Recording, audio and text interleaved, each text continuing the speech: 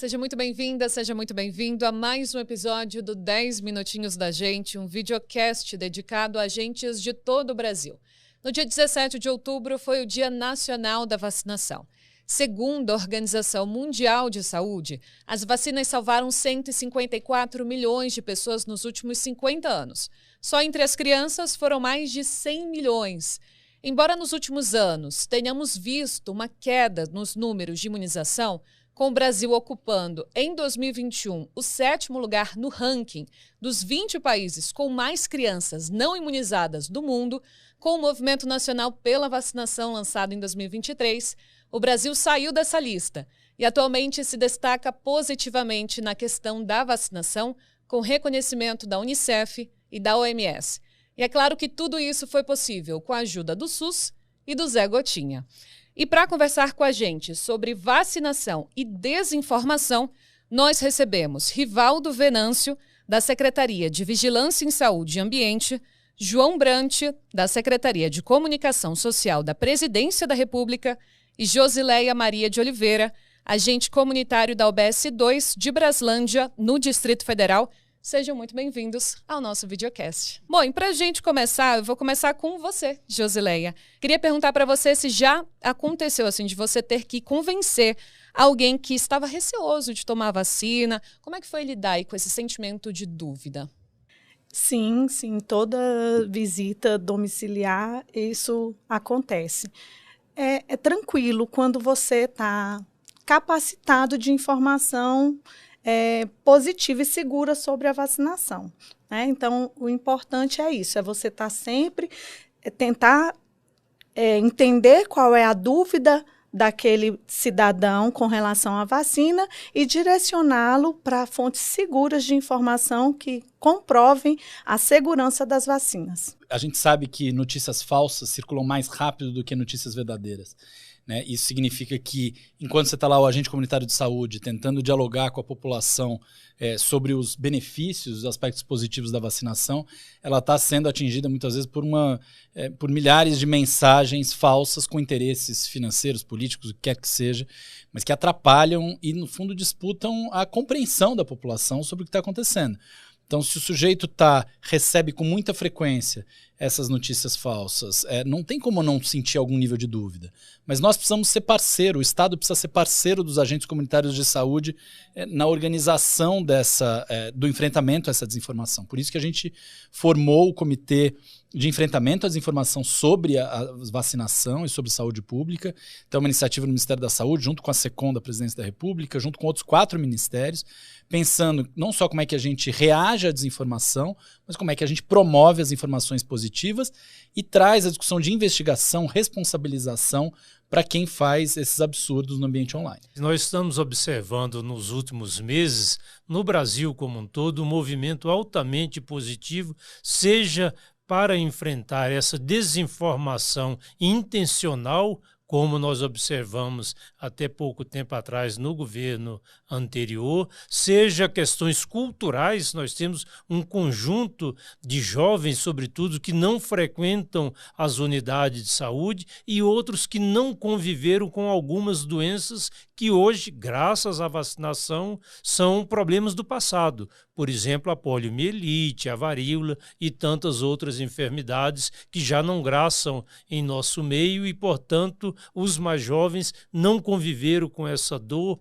não conviveram com esse sofrimento. Então, nós temos essa questão histórica, cultural, nós temos a produção de desinformação, muitas vezes intencional, mas temos muitas dúvidas, como disse a nossa colega agente aqui, muitas dúvidas em relação às vacinas, sobretudo as novas vacinas que estão surgindo. E eu acrescentaria um quarto item, que é a complexidade do cotidiano de cada cidadão, de cada cidadã na atualidade. Hoje nós temos uma frequência infinitamente maior de casais que trabalham os dois, e que muitas vezes, quando saem para o trabalho, deixam seus filhos nas escolas, as unidades de saúde onde são aplicadas as vacinas ainda não abriram, e quando retornam do trabalho, elas já se encontram fechadas. Então é preciso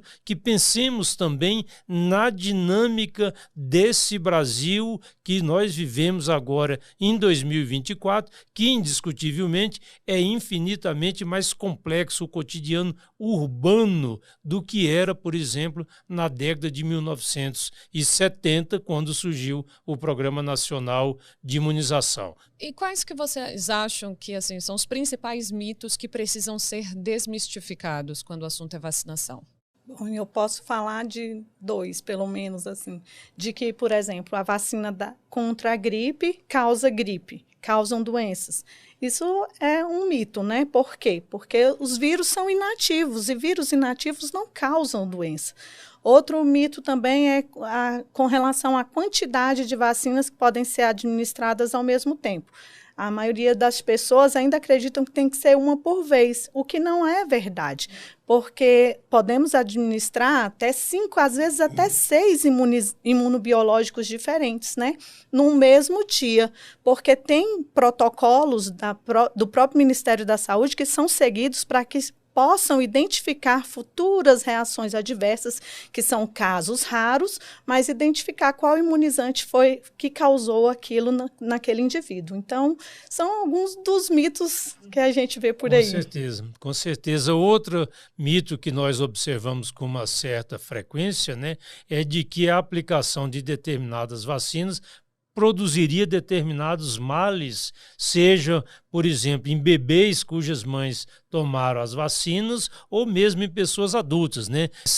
E eu acho que tem um agravante também de quando a gente toma aquelas reações que são possíveis, mas que são muito raras, né? 0,00001, e joga elas para o primeiro plano como se elas fossem mais graves do que a própria doença, que na verdade a doença é muito mais frequente e, em geral, nós estamos falando no caso de bebês, né, de 0 a 18 meses, podem ter sequelas para a vida toda, a depender da maneira como foi a infecção do bebê.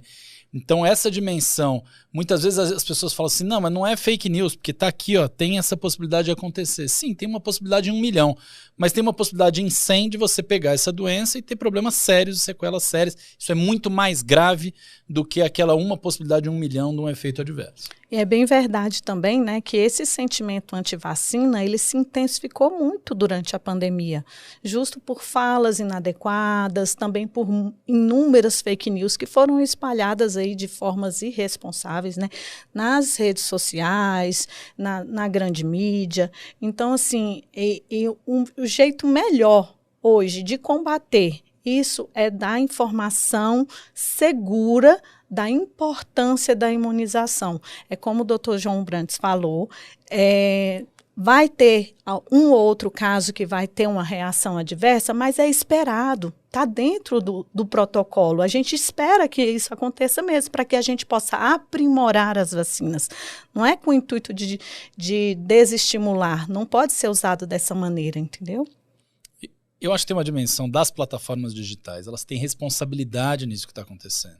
Elas precisam ter um esforço e um dever de cuidado com a população e de dizer, olha, eu não posso permitir que o discurso de desinformação sobre vacina circule com tanta liberdade, entendendo que isso é liberdade de expressão. A liberdade de expressão não pode incluir a mentira que vai causar um dano no indivíduo e na sociedade.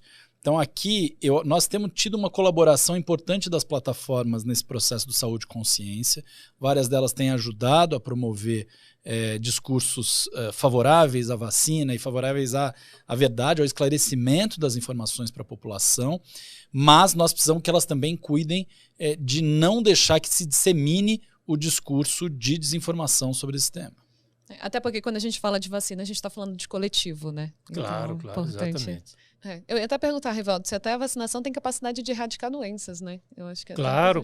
Não, e nós temos exemplos, aqueles que têm um pouco mais de idade, há de se lembrar quando nós convivíamos com algumas doenças no nosso cotidiano. A poliomielite é uma delas, a varíola é outra, a intensidade com que nós vivenciávamos casos de sarampo, de catapora, né, na nossa infância, e que hoje esta geração jovem já não convive graças à contribuição da vacina. Então, é uma das principais contribuições que a ciência já deu para a humanidade, indiscutivelmente, é a descoberta de novas vacinas e o seu aprimoramento, como disse a Jusilene. Até porque eu acho bom a gente até falar para o nosso telespectador, né, que está nos assistindo agora, mas assim, falar que se houver uma queda na vacinação, é possível que essas doenças que a gente não vê mais pode voltar, né? Porque não houve uma erradicação, houve apenas uma eliminação dos casos, não foi isso? Exatamente. A poliomielite foi, até 2 anos atrás, uma das grandes preocupações sinalizadas pela Organização Mundial de Saúde e pela Organização Pan-Americana da Saúde, que o Brasil estava entre os 3 países em maior risco de vivenciar o retorno da poliomielite. E, felizmente, essa retomada do último ano e meio para cá, a elevação das coberturas vacinais, paulatinamente, nos afasta do risco de termos que conviver com doenças do passado, como a poliomielite. Eu acho que tem uma dimensão da vacina que a gente precisa destacar, que ela é um compromisso nosso como sociedade, é nosso com os outros, né? É nosso com o coletivo que a gente vive. Ele não é uma decisão individual, ela não pode ser só uma decisão individual, porque não faz sentido. A gente nunca viveu, nós que crescemos num período em que não se tinha grandes questionamentos sobre vacina, era muito natural e é uma obrigação de cada um com aquele coletivo que ele vive. Então, assim, a destacar essa dimensão de responsabilidade da família com a vacinação do filho, é destacar o cuidado com as crianças, mas também o cuidado com o entorno, né? O cuidado com a comunidade. A gente sabe que essas doenças, a gente está falando de doenças transmissíveis, está falando de doenças que, se um pega e se você não tem um cuidado coletivo, elas se disseminam e afetam justamente os mais vulneráveis. Então, a gente precisa se preocupar com o conjunto e não só tomando como se fosse uma decisão individual do tipo, gosto de um refrigerante ou não gosto. Exatamente. E para a gente finalizar, vocês têm alguma dica aí para os agentes que estão nos assistindo e que também são parte desse esforço aí da vacinação nacional? Um último recado? Olha, o primeiro é que nós estamos, a partir do programa do Comitê, né, de Enfrentamento à Desinformação sobre Vacinas, e que compõe o programa Saúde e Consciência, que é um programa que o Ministério da Saúde lidera junto com a SECOM, nós estamos atentos a você, agente comunitário de saúde. Nós queremos te ouvir e nós queremos poder também prover todas as informações que vocês precisam para atuar no seu dia a dia com segurança, com firmeza, cumprir o seu papel, que você já cumpre muitíssimo bem no cotidiano, mas eu acho que quanto mais informações, né, e essas informações precisam circular rápido, porque a gente sabe que a mentira circula não só vai mais longe, mas como ela vai mais rápido do que a verdade. Então a gente precisa ser capaz de oferecer todos esses instrumentos, e estamos trabalhando aí nos próximos meses, vai ter uns anúncios sobre esforços de capacitação e de formação, justamente para a gente poder fazer a verdade circular rápido. A minha dica de agente de saúde para agente de saúde seria essa: se manter, se nutrir de informações verdadeiras, entendeu? Porque vacinas são comprovadamente seguras, mas não adianta às vezes a gente só falar que elas são seguras, a gente tem que ter embasamento científico. Como as vacinas têm, nós também devemos ter. Eu deixo aqui, na realidade, um agradecimento a esses dezenas de milhares de agentes comunitários de saúde, Brasil afora.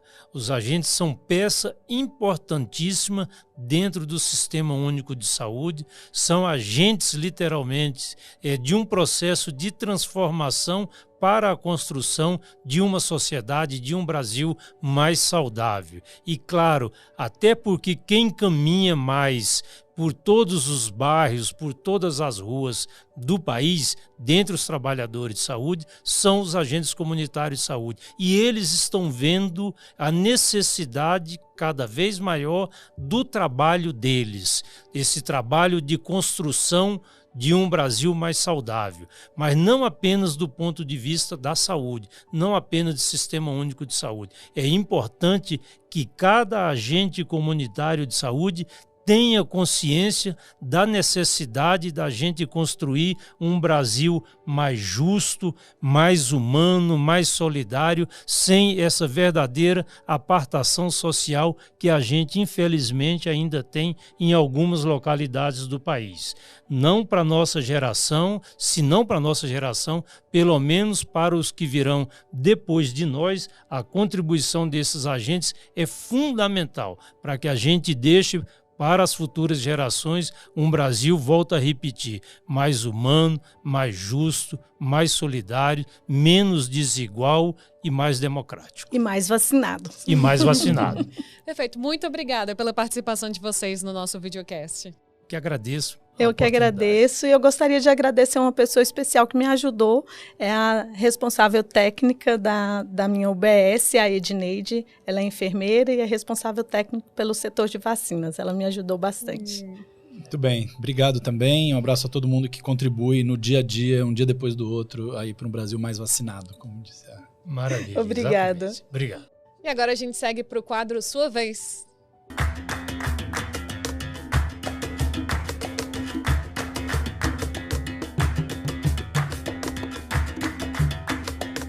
Seguimos lendo os comentários e relatos de vocês que nos acompanham no YouTube. No episódio de número 19, sobre o Outubro Rosa, a Patrícia Georgia ressalta a importância que o acompanhamento periódico com avaliações clínicas e ginecológicas tem para contribuir com a prevenção, tratamento e recuperação do câncer de mama e de colo de útero. Ela finaliza dando parabéns aos palestrantes. Parabéns para você, Patrícia, para todos os agentes que trabalham duro para garantir a saúde do brasileiro e para vocês que nos assistem e que participam com seus comentários. E agora o nosso recado final, então anote aí. O Ministério da Saúde, em parceria com a Fiocruz Brasília, fez uma nova oferta do curso de Boas Práticas de Redação Normativa em Saúde. Das 150 vagas ofertadas, 50 são exclusivas para os trabalhadores do Ministério da Saúde e as demais são para os trabalhadores do SUS, nos estados e municípios. O curso acontecerá na modalidade EAD, com carga horária de 100 horas, durante os meses de novembro e dezembro. As inscrições estão abertas até o dia 31 de outubro e mais informações você encontra no site da Fiocruz Brasília, www.fiocruzbrasilia.fiocruz.br, na aba de cursos. E é isso, pessoal. Nossos 10 minutinhos acabaram e para continuar se informando, acesse o site do Ministério da Saúde ou os canais do Ministério no YouTube, Instagram e Facebook. E não deixe de ouvir o Papo Saúde disponível no Spotify e no site da EBC. Muito obrigada pela sua companhia e a gente se encontra no próximo episódio.